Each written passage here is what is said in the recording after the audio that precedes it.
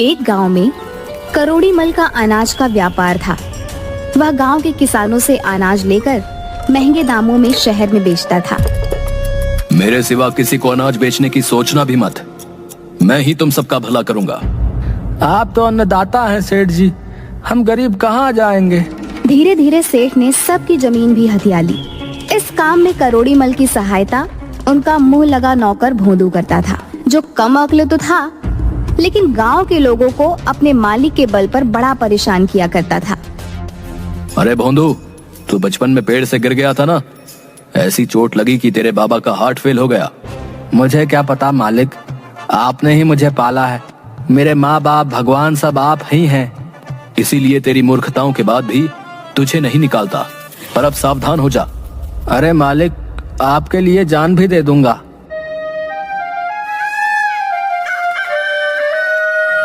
एक दिन करोड़ी मल भोंदू के साथ सामान लेने शहर गया।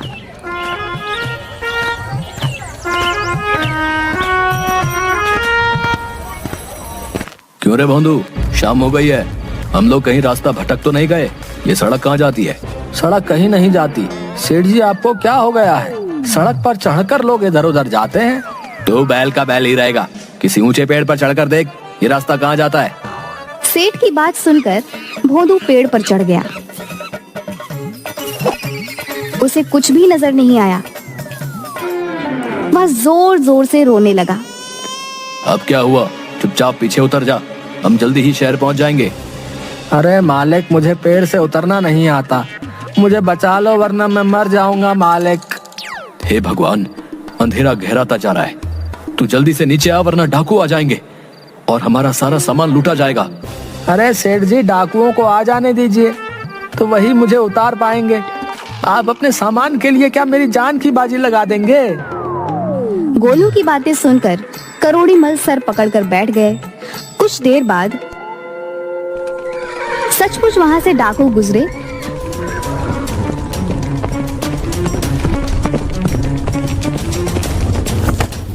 उन्होंने संजीदा राम को पूरी तरह से लूट लिया और भोंदू को पेड़ से नीचे उतारकर फेंक दिया।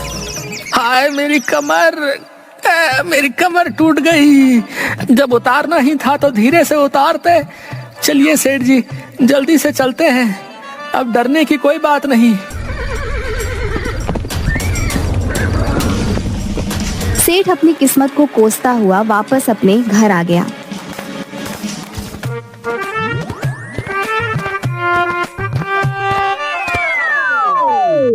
आज के बाद जब मैं सामान खरीदने जाऊंगा तो तू मेरे साथ नहीं जाएगा। रात को सेठ के बेटे को बाथरूम जाना था। अरे ओ भोंदू, जरा सुरेश को संडास तो ले जा। अरे क्या करना है उसे? उसे लघु शंका करनी है। ना ना, मुझे विश्वास नहीं। अगर उसने कुछ और भी कर दिया तो मेरी जिम्मेदारी नहीं। आज्ञा से ज्यादा या कम कुछ नहीं करने दूंगा। हाँ। हे भगवान, तू रहने ही दे, मैं ही ले जाऊंगा। कुछ दिनों बाद सेठ वापस शहर सामान खरीदने के लिए गए तो सेठ की दुकान पर एक साधु आया। मुझे भूख लगी है, मुझे भोजन कराओ, भगवान तुम्हारा भला करेगा। वाह वाह वाह, बड़ा आया भोजन करने वाला। मांग तो ऐसे रहा है जैसे तेरी अम्मा यहाँ खाना बना कर रखती है। चल भाग यहाँ से।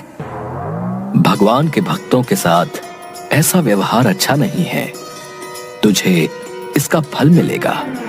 अरे जा जा, फल मिलेगा, फल मिलेगा, फल मिलेगा तो खा लूंगा। तू अपना काम कर। भोंदू इसी तरह का व्यवहार सबके साथ करता था और सेठ का मुंह लगा नौकर होने के कारण वो पूरा फायदा उठाता था। एक दिन करोड़ी मल अपनी जमीनों की लिखा पढ़ी कर रहे थे कि उनका चश्मा गंदा हो गया। उन्होंने भोंदू को बुलाया। अरे ओ भोंदू, जरा ये मेरा चश्मा तो साफ कर दे, कुछ भी नजर नहीं आ रहा है। अभी लो मालिक, ऐसा चमका दूंगा कि मुझ पर नाज करोगे। मालिक को खुश करने के लिए कमअक्ल भोंदू सोचने लगता है कि क्या किया जाए। तभी उसे पास में रहने वाली घुमड़ी की आवाज सुनाई देती है। देख सुगनिया, मेरा बर्तन कितना चमक रहा है। कुछ भी चमकाना हो तो चूल्हे की राख से सूखा ही रगड़ देना चाहिए। अरे बस इतनी सी बात है, आज मालिक से इनाम लेके रहूंगा। वह चूल्हे की राख से रगड़ रगड़ कर चश्मा साफ कर देता है, जिसके कारण चश्मे के शीशों पर खरोच पड़ जाती है। अरे कमबख्त, ये क्या कर दिया मेरे चश्मे का तूने? इसी समय तू यहाँ से निकल जा। हे भगवान, अब मैं हिसाब किताब कैसे करूँ? सेठ जी गुस्से में आकर भोदू को नौकरी से निकाल देता है। बहुत जगह नौकरी ढूंढता है, लेकिन उसकी नौकरी कहीं भी नहीं लगती। उसके व्यवहार के कारण और कम बुद्धि के कारण कोई भी उसे रखना नहीं चाहता। नौकरी तो मिलने से रही, मेरे लिए यही अच्छा है कि मैं अपना काम करूं। आज से मैं जंगल में जाकर लकड़ियां काट लूंगा। ना कोई मालिक है ना नौकर, ना कोई डांटना फटकार, आराम से जीवन बिता लूंगा। जिंदगी में कभी भी मेहनत से काम ना करने के कारण वह किसी तरह पेड़ पर तो चढ़ गया, लेकिन कुल्हाड़ी से लकड़ियां काटने में उसकी जान निकलने लगी। लेकिन वह थोड़ी बहुत लकड़ियां काट कर ले आया और उन्हें बेचकर एक दिन का खाना बना लिया। अगले दिन वह फिर लकड़ियां काटने चला। मुझसे ज्यादा लकड़ियां तो काटी नहीं जाती हैं। ऐसा करता हूँ, पेड़ की सबसे मोटी डाल पर बैठ जाता हूँ, उसी को काट दूंगा। भले ही एक टहनी काटूं, कम से कम ज्यादा लकड़ी तो मिलेगी। वह जिस डाल पर बैठा है उसी डाल को काटने लगता है।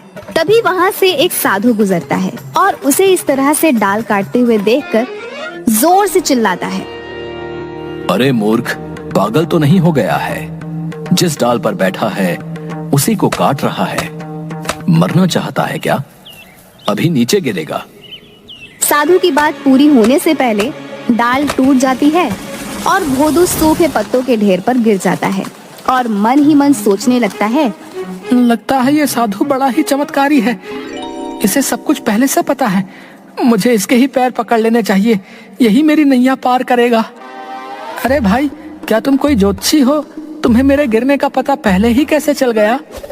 तुम महाज्ञानी हो, जरा दया करके मुझको बताओ कि मेरा भविष्य क्या है। भोदू की इतना कहते ही साधु समझ गया कि भोदू पूरी तरह से मूर्ख है। उसे याद आ गया कि इसी भोदू ने उसके साथ बुरा व्यवहार किया था। वाह प्रभु, आपने इसको सबक सिखाने के लिए मुझे अवसर दे दिया। बिल्कुल सही समझे। मुझे वर्तमान भविष्य सभी का ज्ञान है बच्चा। मेरी दिव्य दृष्टि बताती है कि तुम्हारी मौत तुम्हारा पीछा कर रही है। महाराज, ये आप क्या कह रहे हैं? मुझे कोई तो उपाय बताइए। बिना दान के ज्ञान नहीं दे सकता हूँ। तुम मुझे पैसे दो, मैं तुम्हें भविष्य का ज्ञान दूंगा।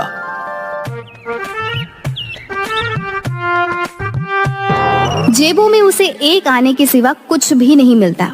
साधु महाराज, मेरे पास सिर्फ यही एक आना है। कृपया इसे स्वीकार करें और मुझे बताएं कि मैं कैसे मौत से अपनी रक्षा कर सकता हूँ। साधु ने मन ही मन हंसते हुए उसके एक आने को अपने जेब में रखा और बोला, ये काला धागा अपने पैर में बांध लो। याद रखना, जब तक ये धागा तुम्हारे पैर में बंधा रहेगा तुम जीवित रहोगे, और जैसे ही ये धागा टूट गया तुम मर जाओगे। धर्मराज हाथ पकड़कर ले जाएंगे।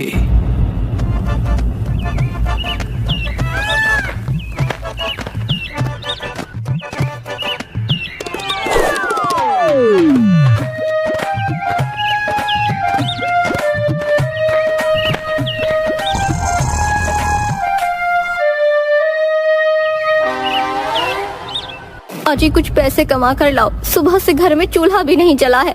क्या हम लोगों को भूखा मारोगे? अरे भाग्यवान, मेरे पास ज्यादा समय नहीं है। मैं बिस्तर से उठा और मेरे पैर का धागा टूटा तो तू विधवा हो जाएगी। क्या बकवास कर रहे हो? धागा टूटने से भला कोई मरता भी है? अरे आज मैं एक ऐसे महाराज से मिला था जिसे भूत भविष्य सबका पता था। उन्होंने कह दिया तो ये होना निश्चित है। भोदू की पत्नी जानती थी कि भोदू के दिमाग में जो आ गया उसको हटाना नामुमकिन है। मजबूरी में वह खुद ही काम करने सेठ करोड़ी मल के घर गई।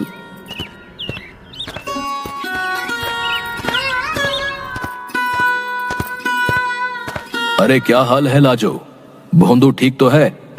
इतने दिन हो गए, काम मांगने भी नहीं आया। अजय क्या बताऊं, वो तो रोज ही कुछ नए नए नाटक करते हैं। आजकल उन्होंने पैर में एक धागा बांधा हुआ है। कहते हैं अगर धागा टूट गया तो वो मर जाएंगे। चल तू परेशान मत हो, मैं खुद तेरे घर चलता हूँ और उसे खींच कर ले आता हूँ। उस मूर्ख को मेरे सिवा कोई नहीं उठा सकता। करोड़ी मल भोदू के घर पहुंचते हैं। घर में रोना धोना लगा होता है। आइए आइए सेठ साहब, देखिए ना भोंदू कह रहा है कि वो मर गया है। मैं बर्बाद हो गई, भरी जवानी में मर गया रे। हाय दैया, आप मर गए, अब क्रियाकर्म के पैसे कहाँ से आएंगे? ये क्या बकवास है? चुप रहो तुम। ये सब कैसे हो सकता है?